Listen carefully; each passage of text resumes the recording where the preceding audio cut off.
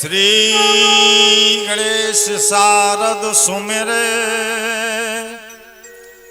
राम कृष्ण सुखधाम। कुंडेश्वर 40 कहें सुपूरन की जो काम।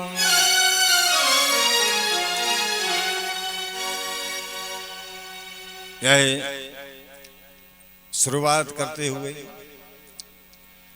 भगवान कैलाशपति कुंडेश्वर नाथ के चरणों में साष्टांग प्रणाम करते हुए मैं चाहता हूं कि मेरे हृदय स्वरूप से जो आवाज निकले वो ऐसी हो कि सबके मन को भावने वाली हो। प्रभु ऐसी कृपा करें। चूंकि न मैं विद्वान हूं न ज्ञानी हूं और ना ही मैं रचयिता हूं, जो रचना ही आपकी है और जो कुछ है वो सब आपका है, मैं भी आपका हूं। कहना है श्री राम तुम्हारी कविता स्वयं काव्य है। श्री राम तुम्हारी कविता स्वयं काव्य है और कोई कवि बन जाए ये तो उसका सौभाग्य है। राम की कविता गाने का अगर कोई गौरव करता है कि मैं गाता हूं, मैं विद्वान हूं, बुद्धिमान हूं, तो ये उसकी भूल है। ऐसा नहीं। राम तुम्हारी कविता स्वयं काव्य है, कोई कवि बन जाए ये उसका सौभाग्य है। तो आपने मुझे चरणों में लगाया, बस इसी बात की बात है।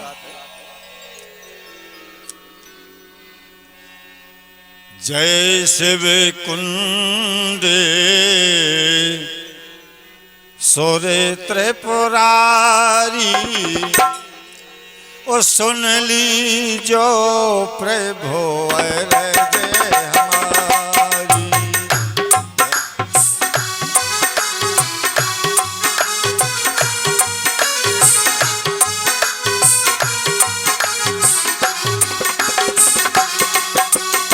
जैसे कुंडे सुर त्रिपुरारी, सुन ली जो प्रभु अरज हमारी।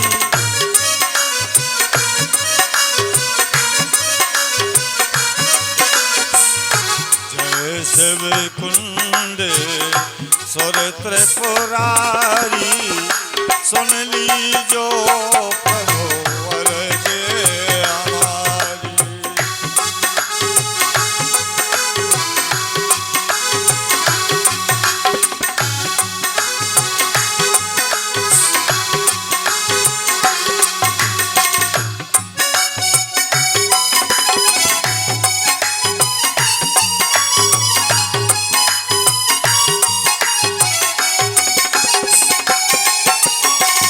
जो जनो ध्यान तुम्हारो ल्यावे, सोई अमित जीवन फल पावे।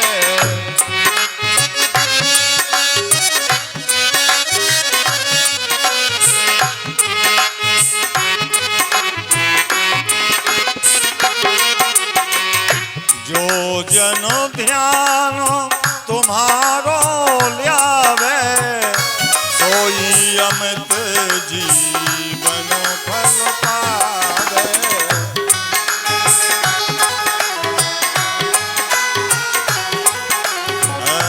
जय शिव कुंड सुर त्रिपुरारी, सुन ली जो प्रभु अरज हमारी।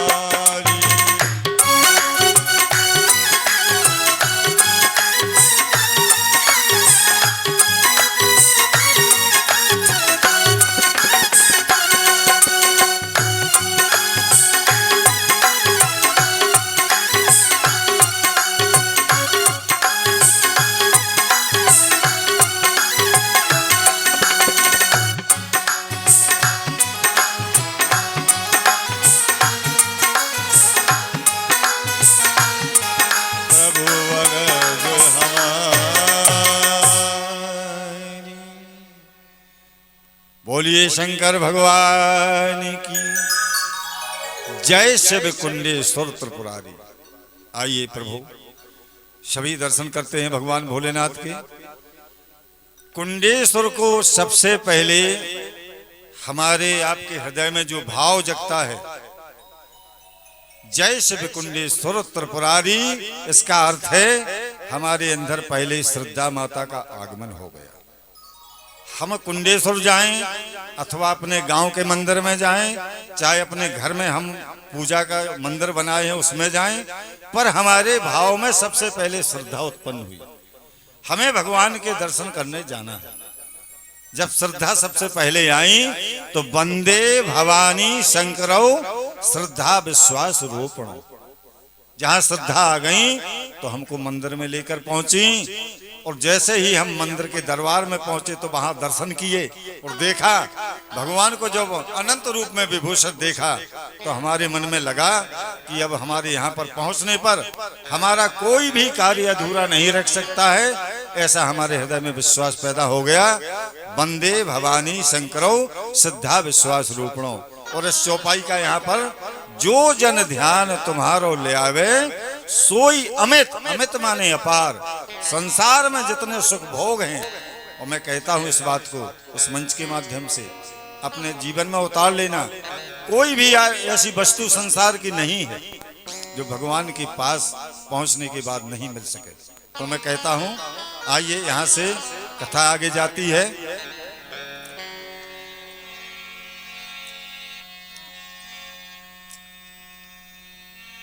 द्वापर युग अंतिम तेहि काला, बाणासुर एक रह्यो भवान। द्वापर युग के अंत में बाणासुर नाम के एक महिपाल थे और राजा थे। यदि इस प्रकार से लिखा जाता कि द्वापर युग अंतिम तेहि काला और बाणासुर एक भयऊ, तो हमें यहाँ पर ब्रेक लग सकता था। भाई बाणासुर तो बताते हैं कि माता सीता के स्वयंवर में भी इनका जाना हुआ है, तो हम ऐसे थोड़ी कह सकते हैं कि आप अभी पैदा हुए ना। हमने तो पाया है द्वापर युग के अंत में बाणासुर नाम के एक महिपाल थे। आगे अरे सोड़ते पुरे तेहि के रजधानी, और सोई जागी रे बानपुर आनी।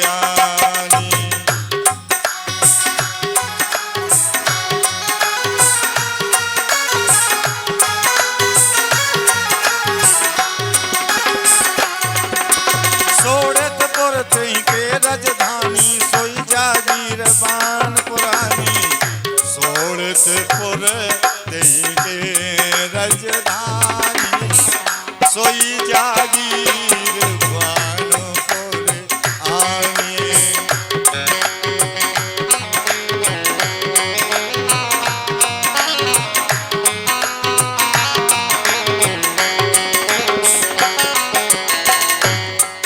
शोड़ितपुर श्रीमद् भागवत के 10वें स्कंद में लेख है कि महाराज बाणासुर की राजधानी शोड़ितपुर थी। अब शोड़ितपुर को लोग कुछ बताते हैं कि पहले बानपुर को भी शोड़ितपुर बोला जाता था, पर मैं है नहीं कह सकता हूं, क्योंकि मेरे सामने का मसला नहीं, ये तो भगवान जाने और एक ग्रंथ जाने। लेकिन इस बात को मैं जरूर कहता हूं दावे के साथ कि बानपुर ही बाणासुर की राजधानी थी, क्योंकि यहाँ पर सारे प्रमाण आज भी मौजूद हैं।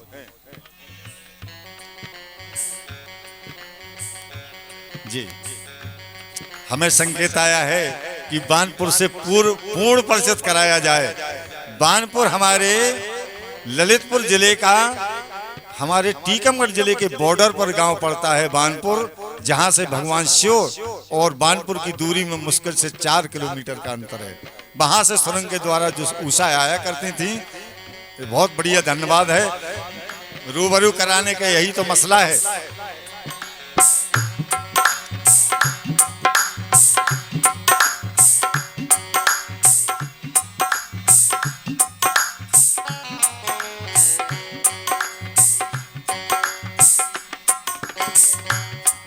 एक बार नृप सब पह गए वो माथे नाए सेव सन अस कहो एको बार नृप शिव पह गयो माथ नाये शिव सन अस कहो।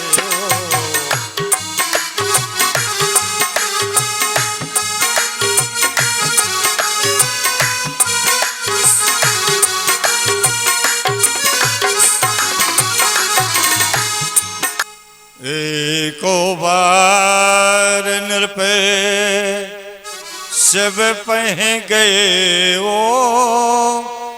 माथ नाये शिव सन अस कहो। एको बार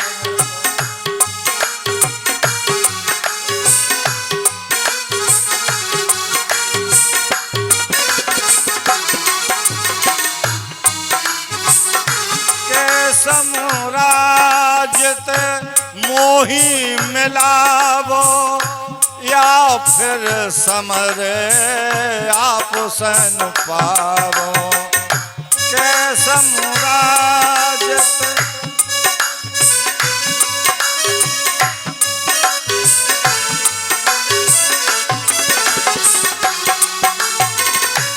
एको बार नृप शिव पह गयो माथ नाये शिव सन अस कहो।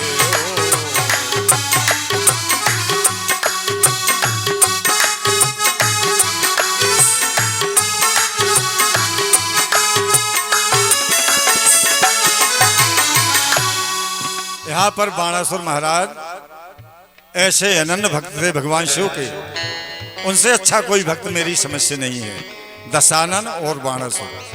तो भगवान शिव के दरबार में जाकर एक बार बाणासुर ने कहा, प्रभु आपने असीम कृपा की है, मुझे सब कुछ दे डाला, संसार में ऐसा कोई वस्तु नहीं है जो मुझे नहीं प्राप्त हुई, पर प्रभु एक बात से मैं बहुत दुखी हूँ, मेरी सहस्त्र भुजाएं आपने देकर इन भुजाओं में खुजलाहट हो रही है और मेरी बराबरी का योद्धा संसार में कोई मुझे नजर नहीं आता है। मैं जिसकी तरफ जाता हूँ वो मुझे प्रणाम करने चला जाता है, क्या करूँ? या तो मेरे लिए कोई योद्धा दो और वरना फिर आप अपनी जटाएं बांधकर थोड़ा तैयार हो जाइए। तो भगवान शिव को लगा कि बेटा ठीक है, तो एक ध्वजा पताका दी और कहा बाणासुर इसे ले जा करके अपने महल के ऊपरी हिस्से में लगा देना और प्रतिदिन इसके दर्शन करना। दर्शन करने पर जिस दिन ये ध्वजा टूट करके नीचे गिर जाए उस दिन समझ लेना कि तुम्हारी बराबरी का योद्धा, तुमसे युद्ध करने वाला तुम्हारे समीप ही आ चुका है।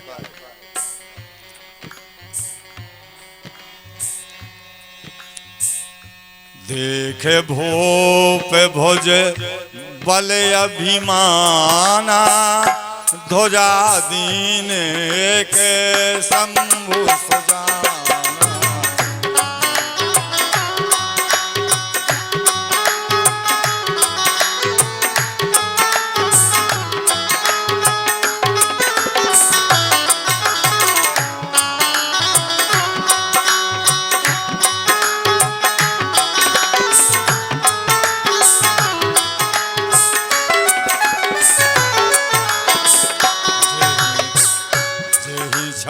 ध्वजा टूट मही आवे सो तो ही समवे जीत ले जावे।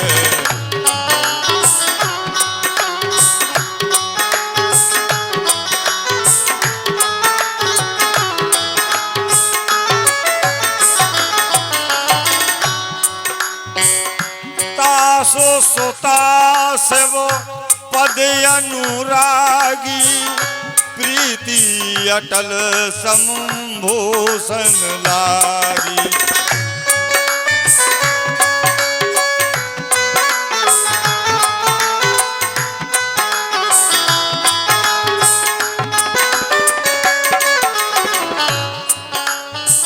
जही उषा जही सपने बरो देखा सोई हर लाई तेहि चित लेखा। ध्वजा टूट ध्वजा टूट आंगनों में आई, ऐसी खबर भूप जब पाई।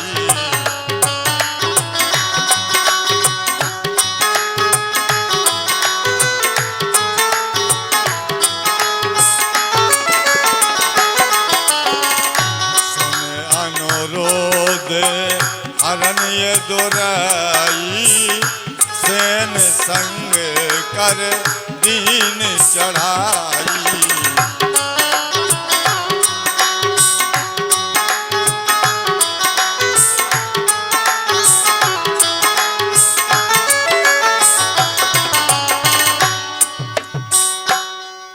तासु सुतास्य वो पद अनुरागी। भगवान शिव ने जो पताका दी, बाणासुर ने ले जाकर के अपने महल के ऊपरी हिस्से में लगा दिया। प्रतिदिन उसके दर्शन करने लगे नियम पूर्वक। प्रातः उठ करके बाणासुर दर्शन करते हैं। एक दिन क्या हुआ, उषा ने स्वप्न में एक सुंदर वर को देखा, सुंदर राजकुमार को देखा, और उषा जैसे ही स्वप्न में जाग गई। यहां तक नहीं, स्वप्न में देखा ही नहीं, उषा स्वप्न में अपने पति का आलिंगन कर रही है। इस प्रकार की जब घटना उसके साथ स्वप्न में घटी, उषा ने जग करके तुरंत अपने पलंग पर बैठ गई और अपनी सखियों से कहा, अरे बहन, तुम गहरी नींद में सो रही हो, मेरी दशा देखो। तो सभी जो उनकी सहेलियां थीं, जो उनकी दासियां रहती थी, उनके साथ लड़कियां, वो सब जागी। उन्होंने कहा, बहन क्या हुआ, राजकुमारी बताएं। राजकुमारी ने कहा, अरे बहन, आज मैं लुट गई, बर्बाद हो गई। मेरे सामने एक सुंदर पुरुष आया और मेरे से पति जैसे व्यवहार करने लगा, तो मुझे लगा कि अब यह मेरे पति हो ही सकते हैं, पर जागने पर कुछ नहीं है। लेकिन अब मैं उस पुरुष के अलावा जीवित भी नहीं रह सकती हूँ। तो वहां सब में सन्नाटा छा गया। तब तक उसमें एक कन्या थी जिसका नाम था चित्रलेखा। चित्रलेखा ने विश्वास दिया, अरे बहन, तुम इस प्रकार से घबराओ नहीं, मैं तुम्हारे चहेते, तुम्हारे स्वप्न में आने वाले पुरुष को तुमसे मिला कर दूंगी। उषा ने कहा, बहन, अगर इतना हो जाए, इतना मेरे साथ कर दो, तो मैं तुम्हारे लिए पता नहीं क्या करूंगी आगे चलकर। वो चित्रलेखा ने कहा, बहन, तो तुम्हारा एक कार्य है, मैं इस दीवार पर चित्र बनाती हूँ और तुम उस चित्र में अपने को पहचान तो लोगी। बोले, हाँ, ये मेरी गारंटी है कि मैं पहचान लूंगी। थोड़ी थोड़ी वो लगाते रहती हूँ। तब उषा ने देखा कि अब हमारे भाग जागने वाले हैं। चित्रलेखा ने दीवार पर चित्र बनाने शुरू किए और जैसे ही दीवार पर चित्र बनने लगे, उषा सब देखती गई, ना करती गई। वो एक एक करके सारे देश के राजा, महाराजा, राजकुमारों के चित्र बनाती चली गई, पर उषा सर हिलाती गई।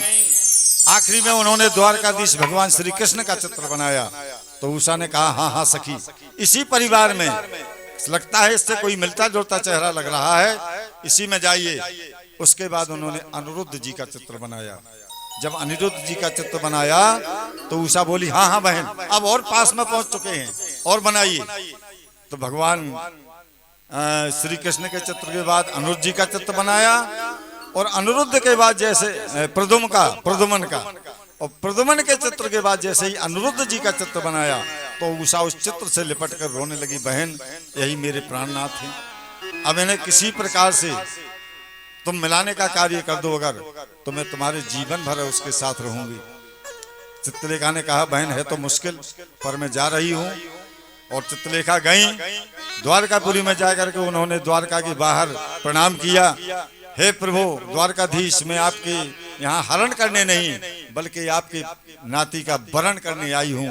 मैं आपको पौत्र वधू के भेजूंगी। ऐसा वहां से प्रणाम करके और अनिरुद्ध जी का हरण किया, वहां से लेकर के चित्रलेखा के पास छोड़ दिया। और जैसे ही अनिरुद्ध जी इनके महल में पहुंचे, बाणासुर की ध्वजा टूटकर गिरी।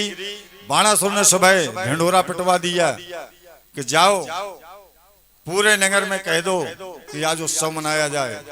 आज मेरे सामने मेरी बराबरी का कोई योद्धा मुझसे युद्ध करने के लिए आ गया है और वो मुझे कोई आसपास भी है।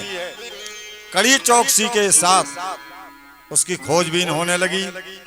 इधर बाणासुर ने देखा कि अब हमारे सामने हमारा बराबरी का योद्धा आ चुका है, आ पहुंचा है।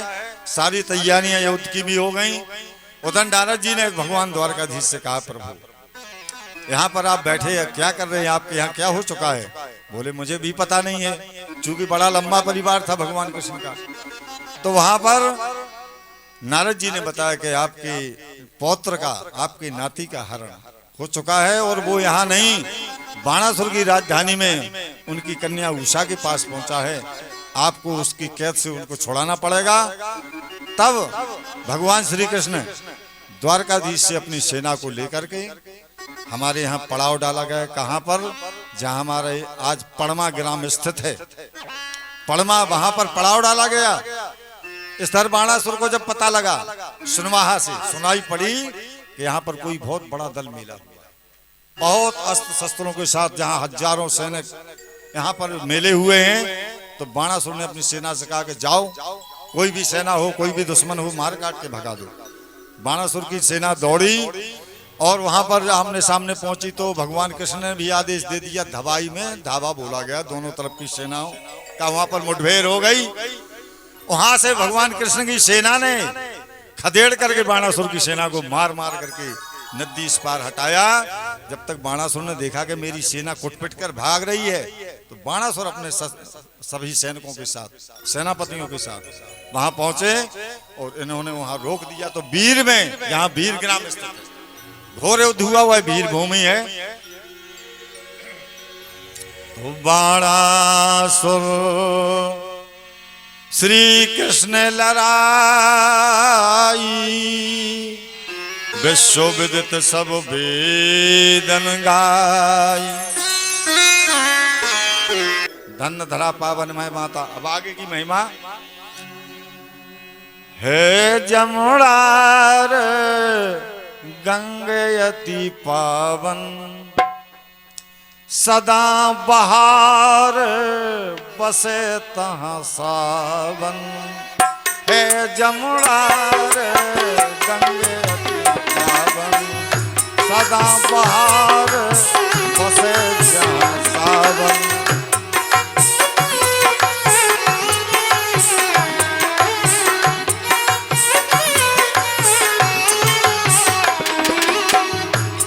संभोवत कानन सोहे, इत संभोवत कानन सोहे।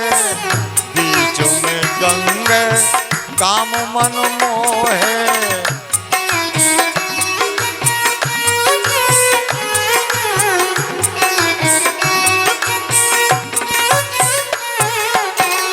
इत संभोवत कानन सोहे, बीच में गंगा काम मन मोहे।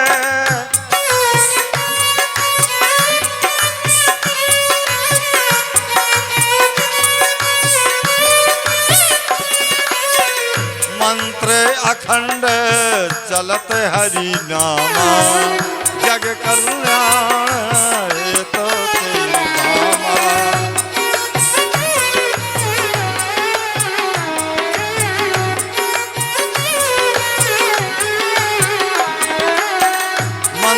अखंड चलत हरि नामा, जग कल्याण तो धामा।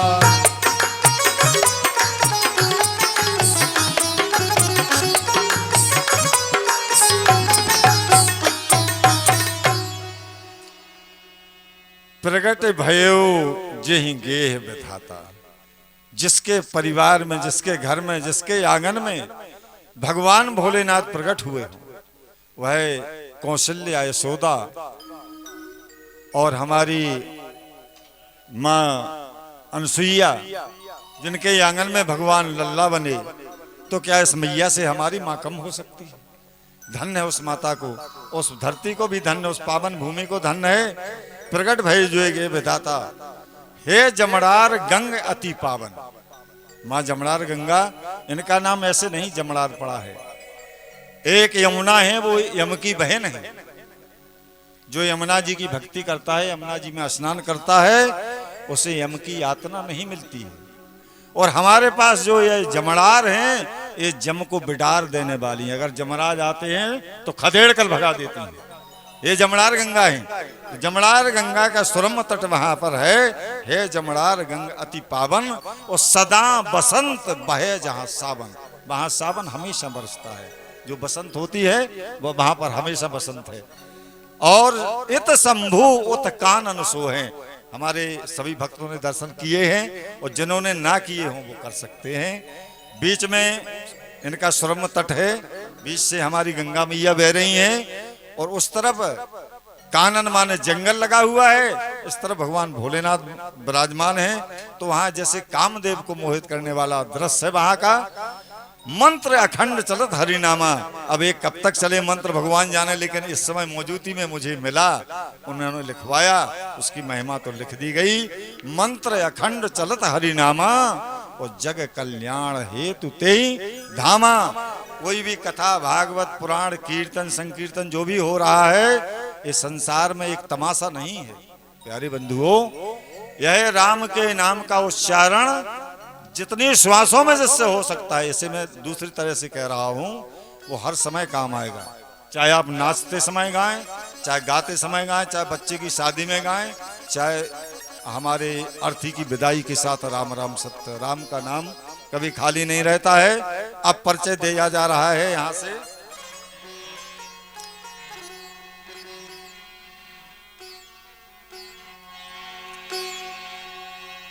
जय वीरों का संगम रहे वो, सो वीर नाम ताही सोंभयो। अरे बाड़ा घाट नाम जही ठाऊं, सो बाड़ा सुर नाम प्रभाव। जहां पर वीरों का संगम, वीरों का संगम माने झमेला। ऐसे नहीं, ऐसे साधारण वीर नहीं जैसे हम आप हैं ना, जिसमें भगवान त्रिलोकपति, भगवान कैलाशपति और भगवान श्री कृष्ण, जिसमें शीत ज्वर और अग्नि ज्वर का प्रयोग किया गया। ऐसी मिसाइलें चलाई गई, पहले भी मिसाइलें थी, बड़ी विशाल मिसाइलें थी। आज तो कुछ नहीं है, ये आधुनिक युग जरूर इसे कहते हैं। मेरी पढ़ाई कमजोर है इसलिए मैं कम बोल पाता हूँ। आधुनिक युग जरूर कहते हैं, लेकिन पहले की जो विज्ञान है, पहले के जो रस पदार्थ हैं, जो मिसाइलें थी, वो बहुत विशाल थी। तो यहाँ पर इतना खतरनाक युद्ध हुआ, घोर युद्ध हुआ, उसका नाम वीर भूमि है। और बाड़ा घाट नाम जई ठाऊं, सो बाड़ा सो नाम प्रभाऊ। हमारे भाई साहब ने वहां से बड़े गौर से दृश्य देखा था। बाड़ा घाट बानपुर के हमारे बाणासुर महाराज के नाम से ही उनका नाम बाड़ा घाट है। अरे उषा घाट मनोहर जानो, और सोई सोरंग उषा की मानो। ओ ही विध देखूं हृदय विचारी, सोई से उषा के त्रिपुरारी। उषा घाट भी हमारे चरपुआ और वीर ग्राम के बीच जो जामनी गंगा बह रही है, वहां पर उषा घाट आज नाम है। और उषा कुंड भी वहां पर है, वहीं से सुरंग का मुहाना था, जहां से उषा देवी अपने भगवान शिव की पूजा करने जाया करती थी। तो ये प्रत्यक्ष प्रमाण ठोस है कि यहाँ बाणासुर महाराज की राजधानी थी, और यहाँ से सब पूजा करने के बाद भगवान का प्राकट हुआ है। यही विध देखूं हृदय विचारी, सोई से उषा के त्रिपुरारी। कुंडेश्वर कैलाश मनोहर, और जो भ्रम करही ते ही मूर्ख नर। कुंडेश्वर साक्षात कैलाश है, इसमें जो भ्रम करता है तो उस तुकबंदी में मैंने लिख दिया है, पर अशुद्ध लगता है किसी को बोलने में कि मूर्ख है, पर ऐसी जगह कह देना चाहिए। जो उन्हें भूले उसे मूर्ख कह देना चाहिए। वह मूर्ख है जो कुंडेश्वर को कैलाश नहीं माने।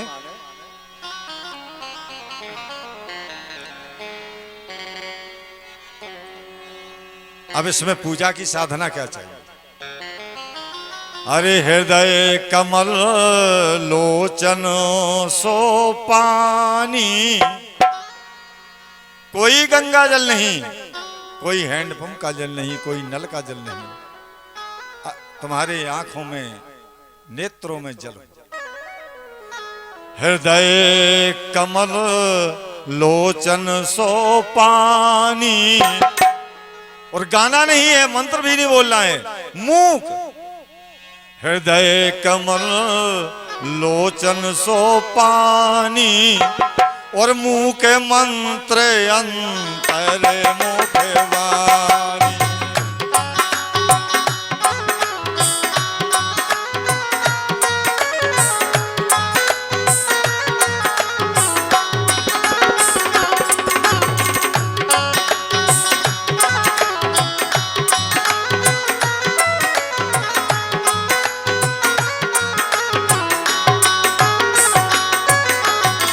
फल चंदन तंदुल ल्यावे, अति सप्रेम प्रभु शीस चढ़ावे। जल फल चंदन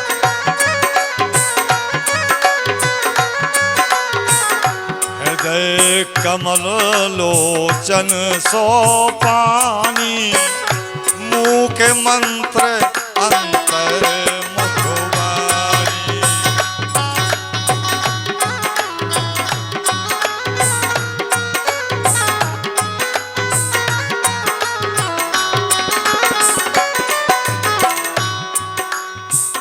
ज्योतिर्लोक में भोगन जोगू, गई से ओ चरण पाए सब लोगो।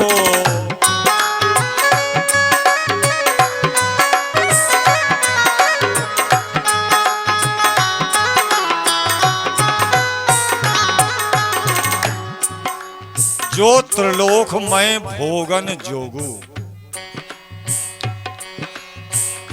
ज्योतिर्लोक में भोगन जोगू, कहीं से वो चरण पाए सब लोग।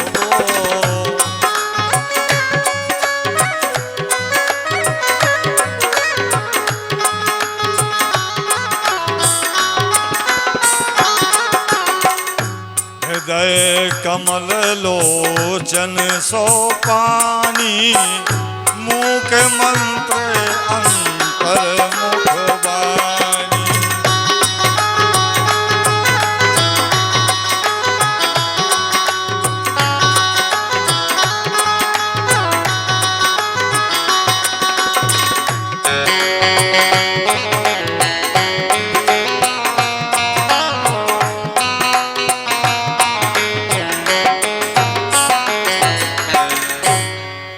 हृदय कमल लोचन सो पानी, तुम्हारे हृदय को इतना मुलायम हो जाना चाहिए भगवान के मंदिर में जैसे कमल का पुष्प होता है, इतना मधुर, इतना हल्का, किसी को कष्ट नहीं, क्योंकि कठोर में और मुलायम में बहुत अंतर है।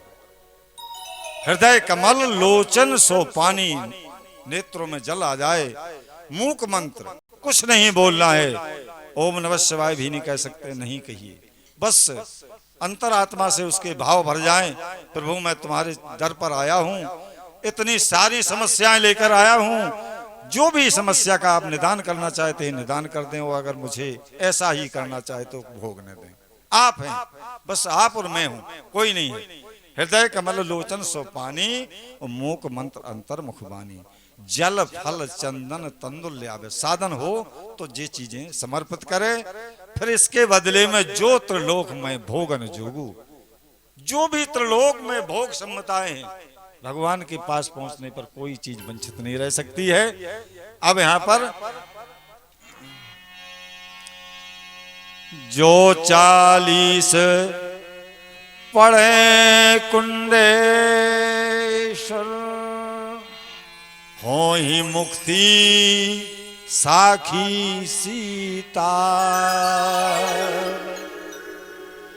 जो कुंडेश्वर चालीसा का पाठ पठन करेंगे उनकी मुक्ति हो जाएगी। अब कैसे विश्वास करें आपकी मुक्ति जरूर है, हो ही जाएगी। तो विश्वास करना पड़ेगा।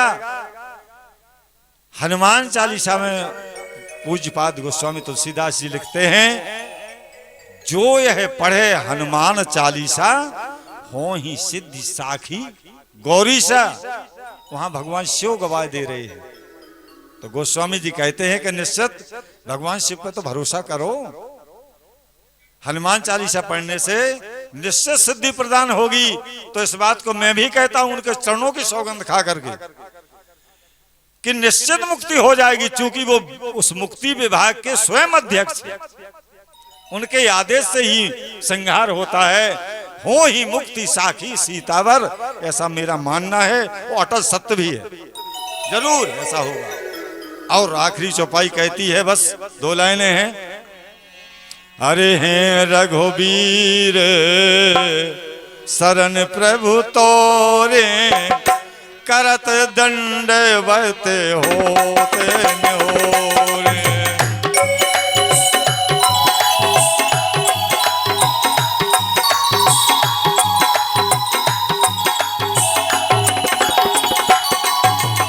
हे रघुवीर शरण प्रभु तोरे, करत दंडवत होत न्योरे। हे रघुवीर शरण प्रभु तोरे, करत दंडवत होते न्योरे।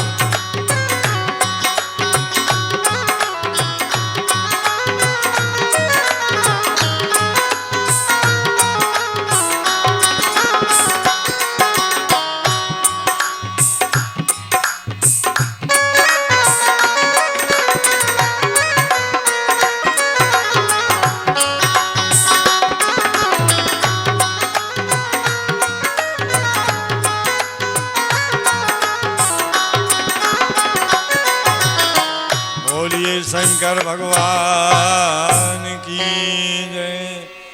मध्य प्रदेश जिला टीकमगढ़, बसे तीर जमड़ा। कुंडेश्वर प्रगटे प्रभु उषा के त्रिपुरा। कुंडेश्वर कैलाश है कहत मंद मति मोर। वर्णन कवि को वेद करहि, सुन जानो चरित अगो। बोलिए शंकर भगवान की, श्री सीताराम जी महाराज की, राधे कृष्ण भगवान की, अनंत बलवंत श्री हनुमंत जी महाराज की।